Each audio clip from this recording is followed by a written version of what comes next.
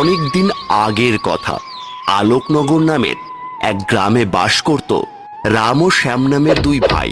তাদের আপন বলতে তেমন কেউই ছিল না। ভাইয়ে ভাইয়ে তাদের ছিল অনেক মিল।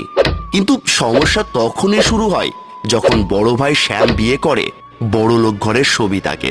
সবিতা ছিল খুবই বদমেজাজি ও স্বার্থপর। তাই তো রামের বয়স বিয়ের উপযুক্ত হওয়া সত্ত্বেও তাকে কিছুতেই বিয়ে দিতে চাইতো না। তাই একদিন শ্যাম সাহস করে তাকে বলল, শোনো না, বলছিলাম রামেরও তো বয়স কম হলো না, এবার তো মনে হয় ওকে একটা বিয়ে দেওয়া দরকার। কি কি বললে তুমি? তোমার অমন মূর্খ বর্বর বোকা ভাইকে কে বিয়ে করবে শুনি? আর টাকা বুঝি কাছে ধরে? হ্যাঁ, এ কেমন কথা বললে? এই যে আমাদের ব্যবসা জমি সবকিছুতেই রামের ভাগ আছে, ওকে তো আর আমি দূরছাই করতে পারি না। হয়েছে হয়েছে, সকাল সকাল ভাইকে নিয়ে আদিক্ষেতা করতে হবে না। ওকে বিয়ে দিলে আমার বিনা বেতনের কাজের লোকটা যে হাতছাড়া হয়ে যাবে। তোমার কি মনে হয় ওর বউ এসে আমি ওকে দিয়ে যেসব কাজ করাই তা করতে দেবে? দেখো সবিতা, ভুলে যেও না, রাম কিন্তু আমার নিজের ভাই।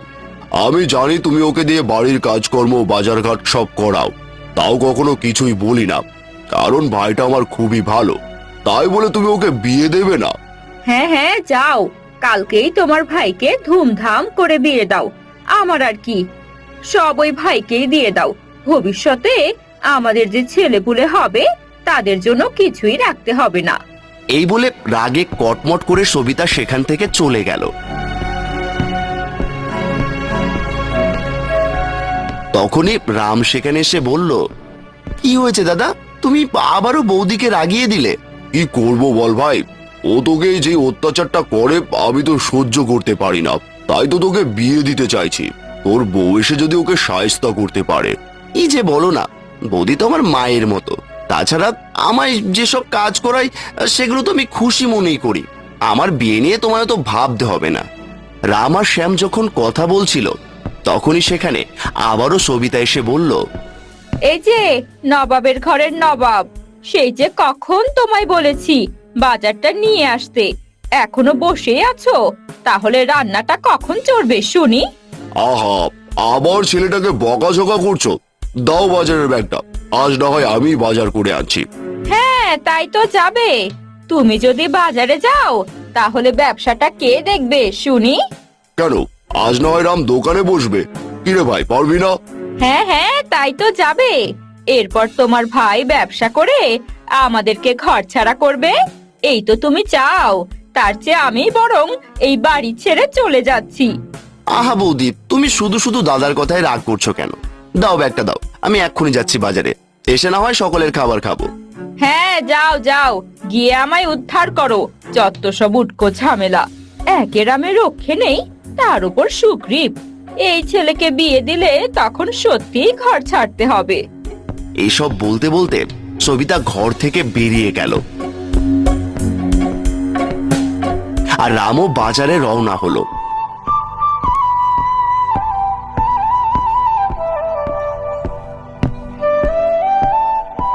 কিন্তু শ্যাম চিন্তায় পড়ে গেল।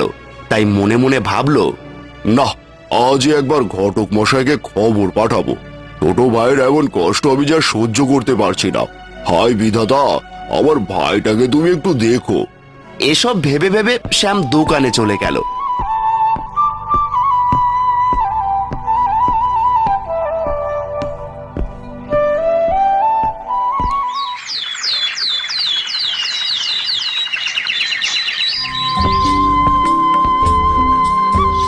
কিছুক্ষণ পরে সেখানে ঘটক আসলো। আরে ঘটক মশাই, আপনি এসেছেন?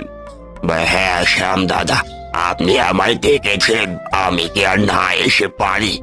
এবার বলুন তো কি হয়েছে, হঠাৎ এত জরুরি তলব? তেমন কিছু না, আসলে আপনাকে ডেকেছিলাম আমার ভাইয়ের জন্য। ওরও তো বিয়ের বয়স হয়েছে। আপনার কাছে আছে নাকি কোনো ভালো মেয়ের সন্ধান? আছে মানে, অবশ্যই আছে। পাশের গ্রামেই বাড়ি, কিন্তু বাবা মায়ের অবস্থা তেমন কিন্তু ভালো না। না না, আমাদের কিছু লাগবে না, শুধু আমার ভাইটাকে দেখে রাখবে এমন বউ হলেই হলো। বেশ, তাহলে আমি আজই খবর লাগাচ্ছি। যাতে এক সপ্তাহে সব ব্যবস্থা হয়ে যায়। একথা বলেই ঘটক সেখান থেকে চলে গেল।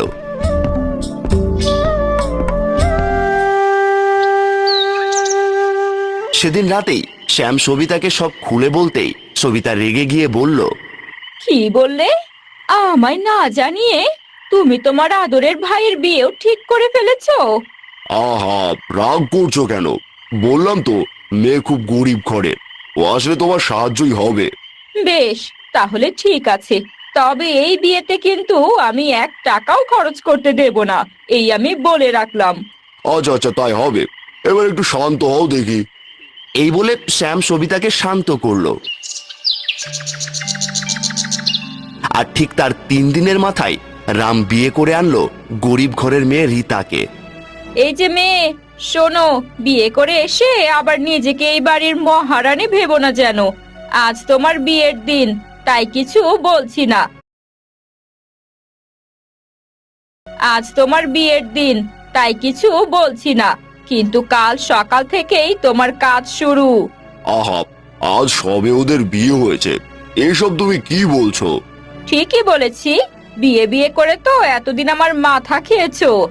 এখন যখন বিয়ে হয়েছে, সংসারও তো সামলাতে হবে। হ্যাঁ, দাদা বৌদি তো ঠিকই বলেছে, তুমি চিন্তা করো না বৌদি, আমি সব ওকে বুঝিয়ে দেব। বুঝিয়ে দিলেই ভালো। চলো এবার আমরা ঘরে যাই।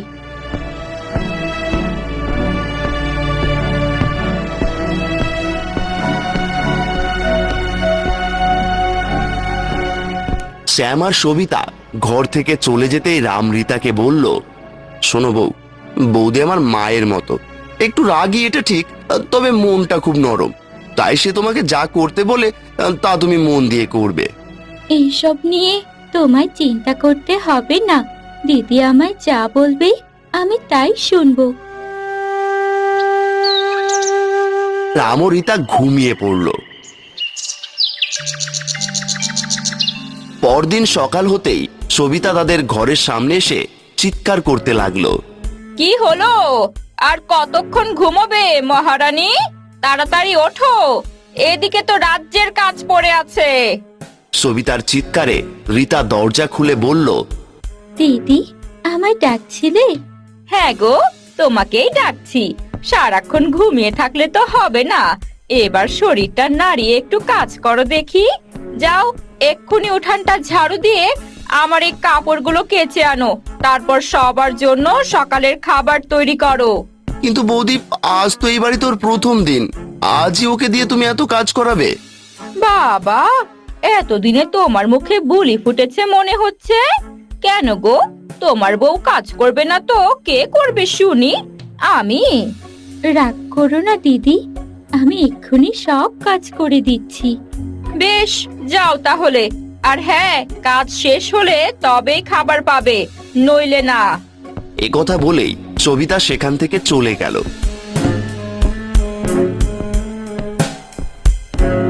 এইভাবেই কেটে গেল বেশ কিছুদিন। প্রতিদিনই সবিতা নানাভাবে রীতাকে নিয়ে সারাক্ষণ কাজ করাতো। একদিন দুপুরে রীতা যখন খেতে বসলো, তখন সবিতা এসে বলল, এই যে মহারানী, এখানে বসে ভাত গেলা হচ্ছে, আর ওদিকে যে আমার 1 গাদা নোংরা কাপড় পরে আছে, সেগুলো কে ধোবে? হ্যাঁ, এই তো দিদি, আমি এক্ষুনি খাওয়া শেষ করে ওগুলো ধুয়ে দিচ্ছি। না, আগে ওগুলো ধুয়ে আনো, তারপরই তুমি খেতে পারবে। এই বলে সবিতা রীতার খাবারের প্লেট সরিয়ে নিল।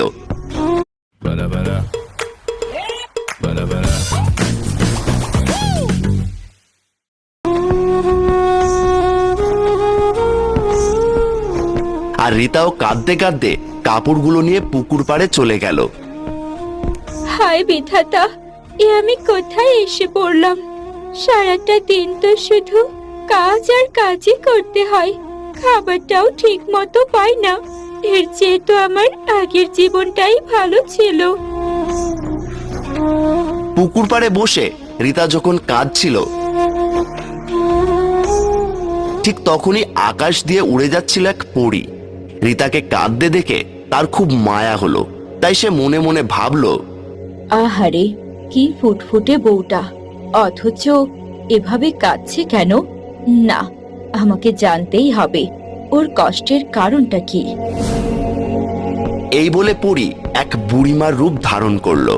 এরপর রীতার সামনে গিয়ে বলল, এই যে মেয়ে, ভর দুপুরে এখানে বসে কাঁদছো কেন? কে তুমি? কি হয়েছে তোমার? আমি এক অভাগী মেয়ে বুড়িমা, বড্ড খারাপ কপাল আমার, তাই তো কাঁদছি। আহারে, কেঁদো না, আমায় বলো কি তোমার দুঃখ? এরপর রীতা এক এক করে বুড়িমাকে সব খুলে বলল। বুড়িমা সব শুনে রীতার দিকে একটা ছোট্ট লাঠি এগিয়ে দিয়ে বলল, এই নাও, এই লাঠিটা নিজের কাছে রাখো। এই লাঠির অনেক শক্তি, যখন কিছু দরকার হবে এই লাঠিকে বলবে, সব করে দেবে। এসব আপনি কি বলছেন বুড়িমা? তাই কখনো হয় নাকি? এটা কি কোনো জাদুর লাঠি নাকি? এ কথা বলেই রীতা যখনই সামনে তাকালো, দেখলো আশেপাশে কোথাও বুড়িমা নেই। এই দেখে অবাক হয়ে রীতা বলল, আরে, বুড়িমা কোথায় গেল? আরে, লাঠিটা সত্যি কি জাদুর লাঠি নাকি? একটু দেখি তো পরীক্ষা করে। এই যে জাদুর লাঠি, এক্ষুনি আমার সব কাপড় ধুয়ে দাও দেখি। রীতা যেই না এ কথা বলল, সাথে সাথে সবগুলো কাপড় নতুনের মতো ঝকঝকে হয়ে গেল। এই দেখে রীতা আরো অবাক হয়ে গেল। আরে, এ দেখছি সত্যি সত্যি জাদুর লাঠি। এটা দিয়ে তো আমার কাজ অনেক সহজ হয়ে যাবে। ধন্যবাদ বুড়িমা, তোমায় অনেক ধন্যবাদ। এই বলে লাঠিটা সঙ্গে করে রীতা বাড়ি ফিরে গেল। সেখানে যেতেই রীতাকে এত খুশি দেখে সবিতা বলল, এ কি, এত তাড়াতাড়ি ফিরে এলো যে? আমার সব কাপড় ধোয়া হয়ে গেছে? হ্যাঁ দিদি, তোমার সব কাপড় ধোয়া হয়ে গেছে। আচ্ছা আচ্ছা, বুঝলাম। এবার যাও, বাসনগুলো মেজে ফেলো। সবিতার কথায় রীতা হাসি মুখে বাসন মাজতে চলে গেল, আর জাদুর লাঠির সাহায্যে খুব সহজেই সেগুলো মেজে ফেলল। এ কি, এত তাড়াতাড়ি এত বাসনও মাজা হয়ে গেছে? এ মেয়ে কি জাদু জানে নাকি? আমায় কিছু বলছো দিদি? না না, কি আর বলবো, বাসন তো মাজলে, কিন্তু রাতের রান্না সেগুলো কে করবে শুনি? কিন্তু দিদি, আমি তো এখনো খাইনি। সারাক্ষণ শুধু খাই খাই করলে হবে? অন্যদেরকেও তো খাওয়াতে হবে। যাও, দেরি না করে রাতের রান্নাটা সেরে ফেলো। সবিতার কথায় রীতা আবারও মন খারাপ করে রান্নাঘরে চলে গেল। কিন্তু সবিতার কাছে সবকিছু কেমন যেন গোলমেলে মনে হচ্ছিল। তাই সে মনে মনে ভাবলো, আশ্চর্য, মেয়েটাকে এত কাজ দিচ্ছি অথচ মুহূর্তেই সেরে ফেলছে। না, আমাকে নিজ চোখে সবটা দেখতে হবে, কি করে এই মেয়ে এত তাড়াতাড়ি সব করে ফেলছে। যাই, এক্ষুনি রান্নাঘরে গিয়ে দেখি। এই বলে সবিতা রান্নাঘরের বাইরে গিয়ে লুকিয়ে থাকলো, আর দেখলো রীতা একটা লাঠি হাতে নিয়ে বলছে, এই যে আমার জাদুর লাঠি, আমার রাতের রান্নাগুলো করে দাও দেখি। রীতা এই কথা বলতেই মুহূর্তেই সব রান্না তৈরি হয়ে গেল। আর এই দেখে সবিতার চোখ ছানা বড়া হয়ে গেল। ওরে বাবারে, এ আমি কি দেখছি? এই বউ তো দেখছি জাদুর বউ। ওরে বাবারে! এই বলে সবিতা যেই না চিৎকার করে উঠল, তখনই রীতা তাকে দেখে ফেলল। আর তাকে ভয় পেতে দেখে রীতা মনে মনে বলল, এই তো সুযোগ, এবার দিদিকে একটু শিক্ষা দিতে হবে। ওরে বাবা, কি ভয়ঙ্কর বউ রে বাবা! জাদু জানে, কে কোথায় আছো দেখে যাও, দেখে যাও। রামে কোন জাদুর বউ ঘরে তুলেছে? আরে দিদি, তুমি তো দেখছি সবই জেনে গেছো। এবার বলো, আর আমায় অত্যাচার করবে? আর আমার স্বামীকে দিয়ে কাজ করাবে? ওরে বাবা রে, কে কোথায় আছো দেখে যাও। কেউ তোমার ডাক শুনবে না দিদি, কারণ সবাই জানে তুমি আমায় কত অত্যাচার করো। কি আর করবে অত্যাচার? তাহলে কিন্তু এই যে জাদুর লাঠি, তোমার কামাল দেখাও দেখি। রীতা এ কথা বলতে জাদু লাঠি উড়ে এসে সবিতাকে মারতে লাগলো, আর সবিতাও চিৎকার করে বলল, ওরে বাবারে, ছেড়ে দাও আমায়। আচ্ছা, আমি আর তোমাকে কাজ করাবো না, তোমার স্বামীকেও কাজ করাবো না, এবার আমায় ছেড়ে দাও। ওরে বাবারে, মরে গেলাম রে। তাহলে ঘরের কাজ কে করবে, আর রান্না বান্না সেগুলোই বা কে করবে? আমি করব সব, দয়া করে এবার আমায় ছেড়ে দাও। বেশ, ফিরে এসো জাদুর লাঠি, ফিরে এসো আমার কাছে। রীতার কথায় জাদু লাঠি আবারও ফিরে গেল রীতার কাছে। এরপর সবিতা নিজের ভুল বুঝতে পেরে রীতাকে বলল, আমাকে ক্ষমা করে দাও বোন। ক্ষমতা আর টাকার লোভে এতদিন আমি তোমার স্বামী আর তোমার উপর অনেক অত্যাচার করেছি, কিন্তু আর না, আজ আমি নিজের ভুল বুঝতে পেরেছি। আজ থেকে ঘরের সব কাজ আমি একা হাতে সামলাবো। কেতো না দিদি, তুমি একা কেন? আজ থেকে আমরা দুই বোন মিলে এই সংসার সামলাবো। চলো, বাকি কাজগুলো দুই বোন একসাথেই সেরে ফেলি। এই বলে রীতার সবিতা দুজন মিলে সংসারের কাজ করতে লাগলো। বাড়ি ফিরে এই দৃশ্য দেখে রাম ও শ্যাম দুই ভাই অনেক খুশি হয়ে গেল। আরে, আজ আমি কি দেখছি, আমার বউ সেও কাজ করতে পারে। এভাবে বলে আমায় লজ্জা দিও না। এতদিন আমি অনেক ভুল করেছি, আর না, আজ থেকে আমি নিজেকে শুধরে নেব। ভাইরাম, পারলে তোমার এই বৌদিকে মাফ করে দিও। এভাবে বলো না বৌদি, তুমি তোমার মায়ের মতো, তাই তোমার কাছে কোনো কিছুই আমার খারাপ লাগে না। হ্যাঁ